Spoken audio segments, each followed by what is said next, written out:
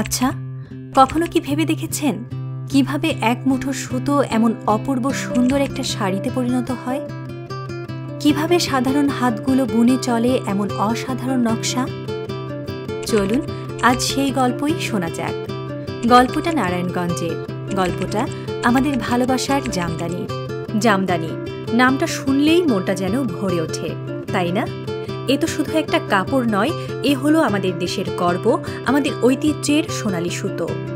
বহু বহু বছর ধরে নারায়ণগঞ্জের মানুষ তাদের আদর আর যত্ন দিয়ে তৈরি করে আসছেন এই মিহি কাপড়ের জাদু। একসময় যা ছিল রাজা মহারাজাদের খুব পছন্দের, আজ সেই জামদানি আমাদের সবার ভালোবাসা।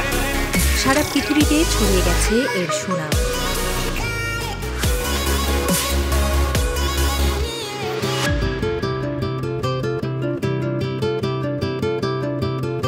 নারায়ণগঞ্জের জামদানি গ্রামে প্রায় প্রতিটি ঘরেই শুনতে পাবেন তাঁতের মিষ্টি শব্দ, ঠুক ঠুক ঠুক ঠুক।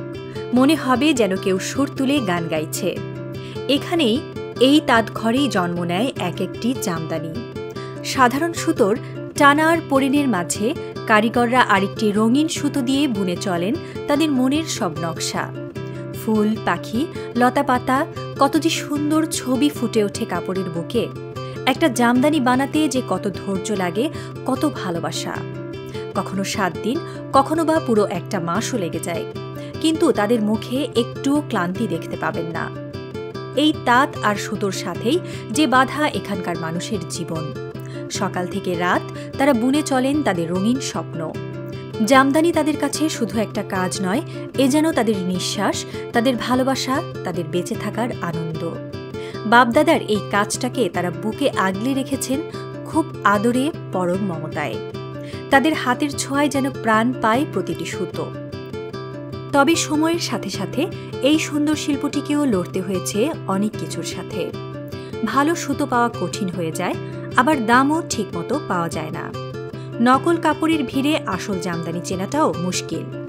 কিন্তু এত কিছুর পরেও আশার আলো ঠিকই জ্বলছে। আজকাল অনেকেই এগিয়ে আসছেন এই শিল্পটাকে সাহায্য করতে, একে নতুন করে চেনাতে। নতুন নতুন নকশা আর সবার ভালোবাসায় জামদানি আবারও সবার মন জয় করছে, ছড়িয়ে পড়ছে দেশ থেকে দেশে। জামদানি শুধু একটি কাপড় নয়, এ হলো নারায়ণগঞ্জের হৃদয়ের গল্প, আমাদের বাংলাদেশের আদর মাখা গৌরব। এর প্রতিটি সুতোয় মিশে আছে আমাদের সংস্কৃতি আর হাজারো মানুষের স্বপ্ন, তাদের ভালোবাসা। আসুন নারায়ণগঞ্জের এই সুন্দর সৃষ্টিকে, এই ভালোবাসার গল্পকে আমরা পৌঁছে দিই সবার কাছে। এই ভিডিওটা সবার সাথে ভাগ করে নিন, আর আপনিও হয়ে যান এই সুন্দর ঐতিহ্যের একজন অংশীদার।